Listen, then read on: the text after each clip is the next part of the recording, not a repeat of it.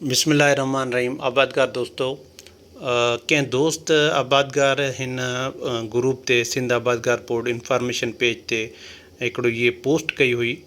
सारियुनि मां वधीक पैदावार हासिल करण लाइ कहिड़ियूं तदबीरूं इख़्तियार करणु खपनि। असांजो हिकिड़ो दोस्त आहे अब्दुल हफ़ीज़ मरी साहब, जंहिं मूंखे कमेंट में मेंशन कयो हुयो ऐं मूंखां उन्हनि सुवाल कयो त तव्हां असांखे ॿुधायो। त मां सोचियो त इहा जेका आहे पोस्ट या इहो जेको सुवालु आहे त इहो हिकिड़ो कंप्रीहेंसिव सुवालु आहे, हिकिड़ो तफ़सील में ॿुधाइण वारो सुवालु आहे जेको मां कमेंट में न पियो ॿुधाए सघां। इन जे लाइ मूंखे इहा वीडियो ठाहिणी पइजी वई। त हाणे सभ खां पहिरियां तव्हांखे हिकिड़ी गुज़ारिश आहे त तव्हां जेकॾहिं असांजे पेज खे लाइक न आहे कयो, कमेंट न आहे, शेयर न आहे कयो, फॉलो न आहे कयो, त काइंडली तव्हां इहा असांखे नंढी सपोर्ट कयो। वधीक जेका आहे ज़राअत जे मुतालिक़ इंफॉर्मेशन जेका आहे तव्हांखे मिली सघे। हाणे सभिनी खां पहिरियां जेका आहे सारियुनि जी पोखी जे लाइ या कहिड़ो बि फ़सुलु हुजे, सारियूं हुजनि, मस्टर्ड हुजे, वीट हुजे, शुगर केन हुजे, कॉटन हुजे, पल्सिस हुजनि, वेजिटेबल्स हुजनि, या कहिड़ा बि असांजा फ़सुलु आहिनि, उन्हनि जे लाइ सभिनी खां पहिरियां जेको आहे असांजी अहमियत जेका ॻाल्हि रखे थी उहा आहे क्वालिटी सीड।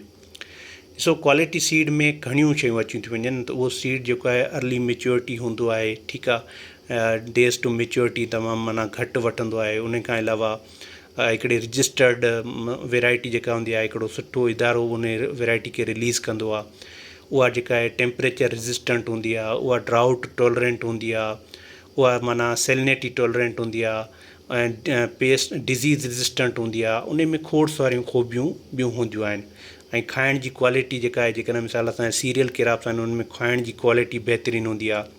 त जॾहिं बि तव्हां कंहिं बि इदारे खां ॿिज वठो त तव्हां उन्हनि जी ॿिज जी इंफॉर्मेशन ज़रूरु वठंदा कयो।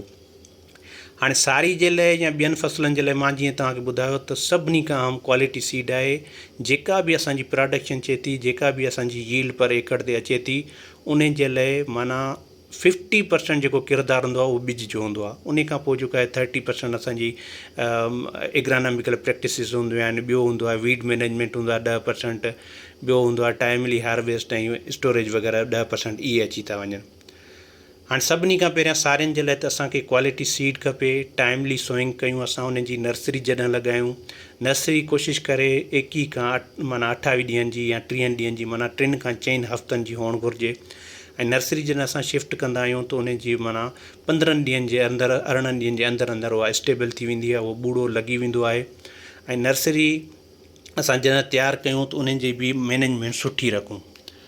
उन खां अलावा टाइमली सोइंग जेको आहे उहा वॾी अहमियत थो रखे। ॾिसो, अॼुकल्ह जेकॾहिं क्लाइमेट जा वॾा मसइला अची विया आहिनि, त उन में असांखे जेको आहे मौसम खे मद्देनज़र रखे असां जेको आहे उन फ़सुल जी पोखी कयूं।